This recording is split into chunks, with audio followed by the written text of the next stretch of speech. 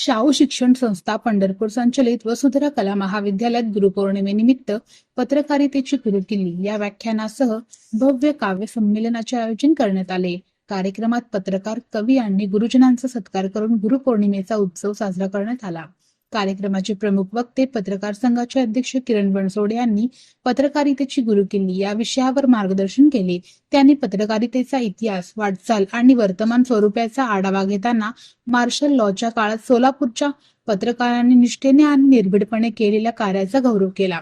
पत्रकारितेत सत्यता, अचूकता, नैतिकता आणि संविधान निष्ठा ही मूल्ये जपणे आवश्यक असून पत्रकारिता हा व्यवसाय नसून समाजसेवेचा वसा आहे, असे त्यांनी प्रतिपादन केले।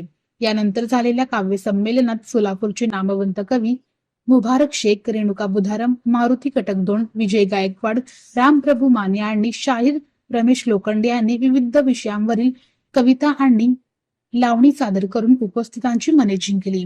रेणुका बुधारम यांनी कृपा सिंधू कवितेतील कधी नाही केली पंढरीची वारी, काम तेच हरी मानुनिया या ओळींनी कर्मयोगाचा संदेश दिला। मुबारक शेख यांच्या मेहंदी गझलने रसिकांना मंत्रमुग्ध केले, तर मारुती कटकदोंड यांच्या प्रेम कवितेने विद्यार्थ्यांमध्ये उत्साह निर्माण केला। विजय गायकवाड यांच्या स्माईल कवितेने आनंदाचा संदेश दिला। रामप्रभू माने यांनी बाप कवितेतून वडिलांची समर्पित व्यक्तिमत्व प्रभावीपणे उभे केले। शाहीर रमेश खाडे यांनी आपल्या दमदार आवाजात ज्वारीची लावणी सादर करत महाराष्ट्राच्या सुगीचे वैभव शब्दबद्ध केले।